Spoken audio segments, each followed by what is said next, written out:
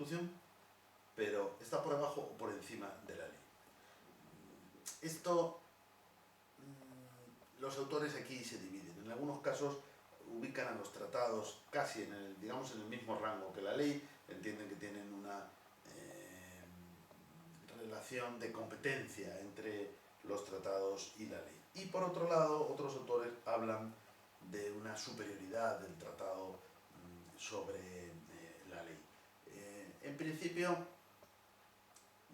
yo creo que esta es la tesis más acertada, es decir, los tratados estarían por encima de la ley, en función también de los distintos tipos de tratados que luego vamos a ver. Esto nos puede plantear alguna duda para el último tipo de tratados que no necesitan autorización parlamentaria, pero en el resto de los tratados que necesitan autorización parlamentaria o incluso autorización mediante ley orgánica, vemos como el propio legislador está autorizando, por así decir, la ratificación de un tratado, y esa cuestión que se vaya a regular en el tratado, mientras esté en el tratado, no va a poder ser modificada por una ley. Es decir, después de ratificar un tratado y antes de haberlo denunciado, una ley no puede, digamos, una ley contraria al tratado no prevalecería sobre el tratado, prevalecería siempre el tratado. Una ley no puede modificar o derogar un tratado porque ya acabamos de leer que los tratados solo se pueden modificar o derogar de acuerdo con lo previsto en el propio tratado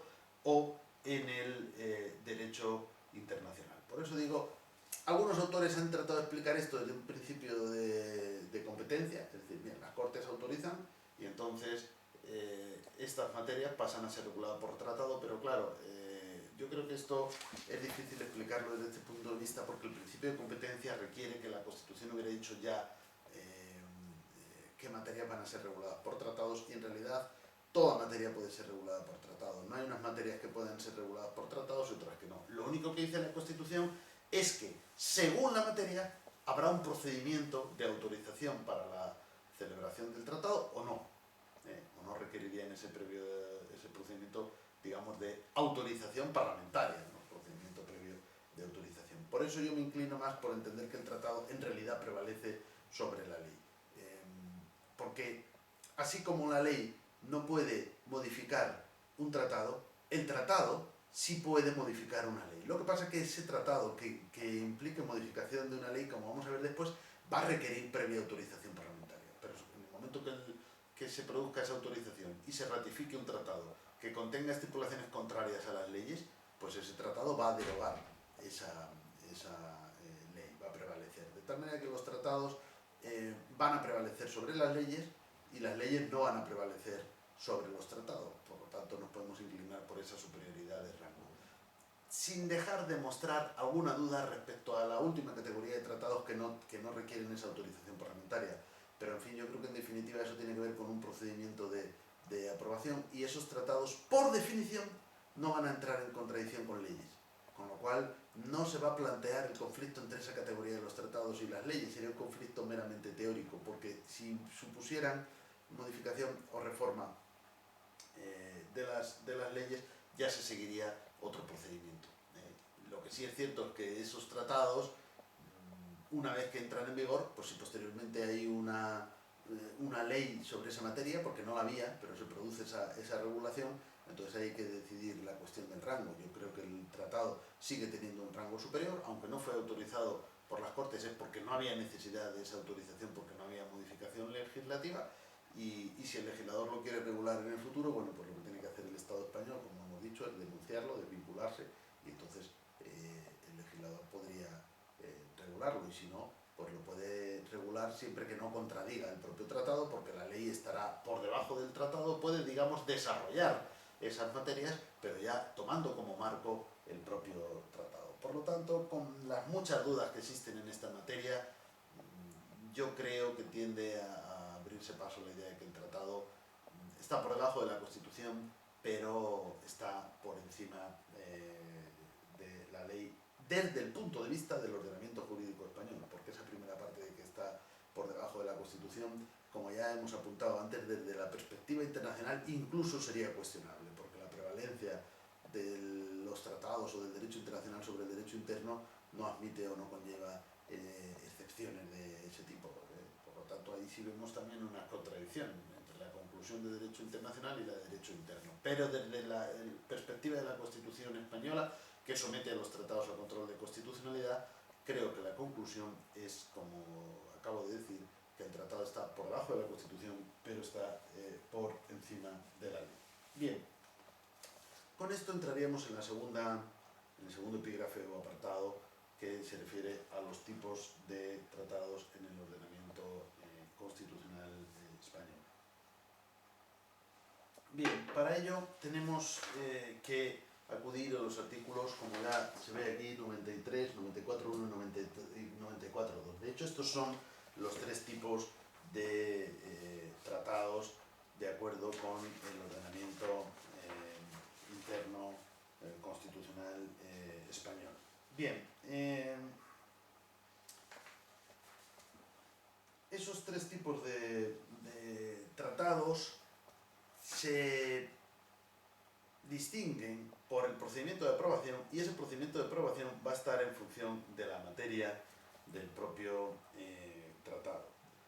Quiero decir, cuando los tratados regulan ciertas cuestiones, pues tienen un procedimiento, sobre todo, un procedimiento más rígido en cuanto a la autorización para la ratificación del tratado. Bien, el primer tipo está en el artículo 93. Dice: mediante ley orgánica se podrá autorizar la celebración de tratados por los que se atribuya a una organización o institución internacional el ejercicio de competencias derivadas de la Constitución. Corresponde a las Cortes Generales o al Gobierno, según los casos, la garantía del cumplimiento de estos tratados y de las resoluciones emanadas de los organismos internacionales o supranacionales titulares de la cesión. Aquí se requiere una autorización mediante ley orgánica para celebrar tratados que se caracterizan por qué o qué tipo de materia regulan. Bien, pues todos aquellos que atribuyan a una organización o institución internacional el ejercicio de competencias derivadas de la Constitución. A veces se habla de una manera un poco impropia, pero se dice parcelas de soberanía. En definitiva, se trata de competencias que tendría el Estado de acuerdo con la Constitución, pero la propia Constitución permite transferirlas a una organización internacional que pueda ejercer esas competencias, y al transferirlas, pues lógicamente las resoluciones y las normas derivadas de esas organizaciones van a prevalecer sobre el derecho interno, sobre el derecho español. Por eso el propio artículo dice que las Cortes Generales o el Gobierno, según los casos, se encargarán de garantizar el cumplimiento no solo de los tratados, sino de las resoluciones emanadas de los órganos o de las organizaciones internacionales a las cuales se ha cedido esas competencias. Por supuesto, este artículo estaba pensado en la Unión Europea. Bueno, en 1978 no podemos hablar todavía de Unión Europea porque este término aparece en el Tratado de la Unión Europea de 1992, pero sí podemos decir que este artículo estaba pensado en la Comunidad Económica Europea o posteriormente Comunidades Europeas, es decir, en el ámbito europeo, España no pertenecía a la Unión Europea, ni a las Comunidades Europeas, ni a la Comunidad Económica Europea en 1978, cuando se aprobó la Constitución, pero ya era un deseo, yo creo que compartido tanto por las instituciones como por los ciudadanos, el poder ingresar a esta organización internacional, a la cual finalmente pudimos incorporarnos en el año 1986. Desde 1986 formamos parte.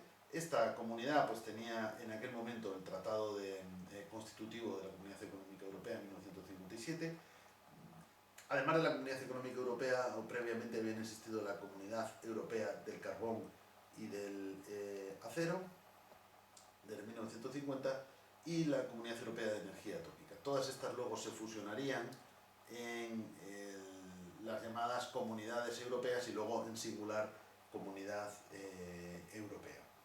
Y a partir de ahí hubo una serie de reformas de los tratados. Precisamente en 1986, en el año en que se incorporó a España, se aprobó el Acta Única Europea, y luego, como he dicho antes, en 1992 en Maastricht el Tratado de la Unión Europea, y más tarde, pues en 1997 el Tratado de Ámsterdam, en 2000 el Tratado de Niza, en 2004 no llegó a entrar en vigor, se aprobó pero no llegó a entrar en vigor por falta de ratificaciones el tratado por el que se constituye una Constitución para Europa, y en 2007 sí que se aprobó el Tratado de Lisboa. Bien, todos esos tratados atribuyen a las organizaciones europeas y finalmente a la Unión Europea, que es el nombre que adopta, como digo, desde 1992,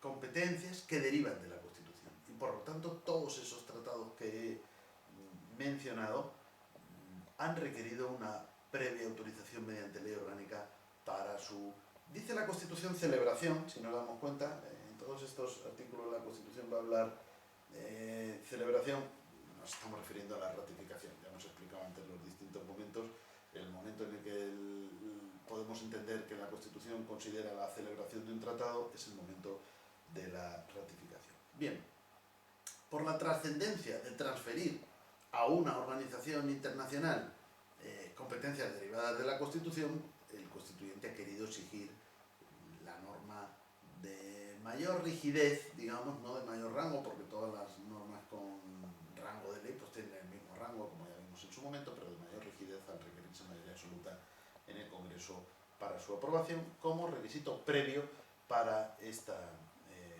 ratificación. Esto se ha utilizado en todos estos tratados que he mencionado, que son los de la Unión Europea, pero por supuesto pues podría requerirse para otro tipo de tratados que también tengan esa característica común, es decir, la celebración, la transferencia, digamos, a una organización supranacional de competencias derivadas de la Constitución. Bien, este es el primer tipo.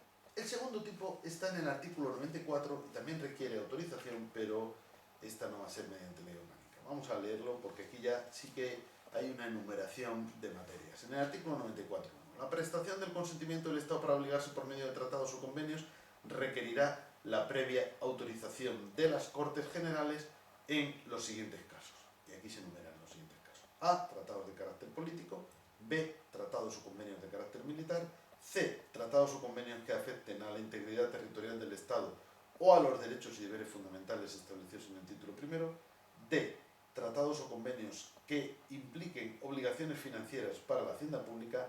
E. Tratados o convenios que supongan modificación o derogación de alguna ley o exijan medidas legislativas para su ejecución.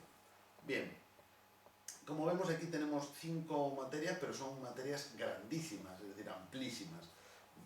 Podemos pensar que una grandísima cantidad de tratados van a requerir esta autorización previa por parte de las Cortes Generales.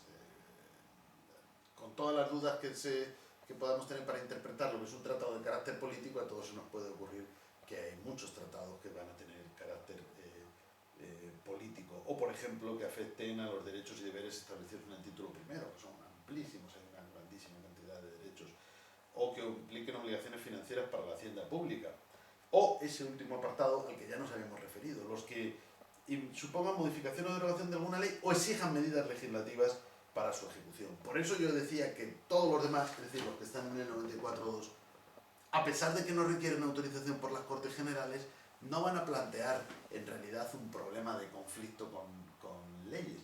Porque si el tratado plantea que hay que modificar alguna ley, o que va a modificar o derogar alguna ley, o incluso si requiere medidas legislativas para su ejecución, va a requerir ya esta autorización. Por tanto, es muy difícil pensar en un tratado que se aprueba por el procedimiento del 94.2 que no requiere autorización y luego puede haber un conflicto con una ley. Bueno, puede haber si la ley viene después, pero eso tampoco sería una ley que vaya a ejecutar el tratado, sino que sería otra ley que pudiera entrar en conflicto luego a posteriori. Pero en fin, ahora voy a centrarme en la cuestión de este grupo de tratados. Es un grupo, como digo, amplísimo y por lo tanto, y el sentido de la autorización, pues como antes explicábamos, es el hecho de que el propio tratado, de esta manera, las Cortes Generales autorizan el que el tratado eventualmente, en el apartado quinto está clarísimo, ¿no?, que pueda entrar en contradicción con una ley. Pues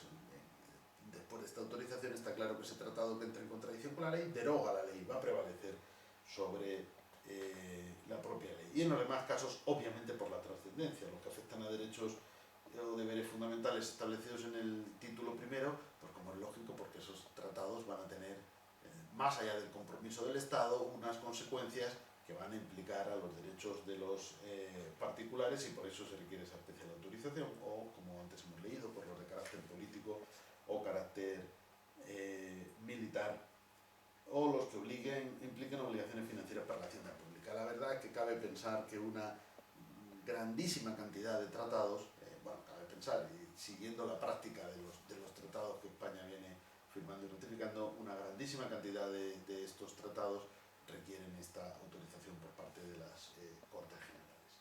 Y por último, el último tipo estaría en el artículo 94.2, donde se nos dice: el Congreso y el Senado serán inmediatamente informados de la conclusión de los restantes tratados o convenios. Por lo tanto, esta categoría es la categoría residual, es decir, aquellos tratados que no estén en la categoría primera del artículo 93 y que no estén en la categoría segunda del artículo 94.1, necesariamente están en el 94.2. Y aquí no hay autorización, lo que hay es una mera información. Por lo tanto, las Cortes Generales no pueden impedir la ratificación de esos tratados que llevará a cabo, en su caso, pues el propio gobierno. Y las Cortes Generales, como digo, no pueden ni autorizarlo, ni impedirlo, ni bloquearlo, pero por otro lado esos tratados van a tener una importancia muy menor, porque pensemos que no pueden ni conllevar obligaciones financieras, ni afectar a la integridad territorial, ni tener carácter político, ni tener carácter militar, ni afectar a los derechos, ni afectar a ninguna ley. Por eso, digamos, esos tratados sí se dejan, vamos a expresarlo de esta manera, en manos del propio gobierno, porque en definitiva no van a poder afectar ni a grandes, ni a las materias más trascendentales, ni a las leyes. Bien, y con esto terminaríamos esta pregunta y podríamos entrar en el último epígrafe de la lección, que es el relativo a el sistema de fuentes español y el derecho de la Unión Europea. Bien, aquí volvemos a tropezar con esta dificultad que tiene muchas veces nuestra asignatura, la materia del derecho constitucional, y es que lo estudiamos al principio de las titulaciones, bien sea de derecho o bien sea el doble grado o de cualquier otra, casi siempre aparece al principio, y tenemos que introducir materias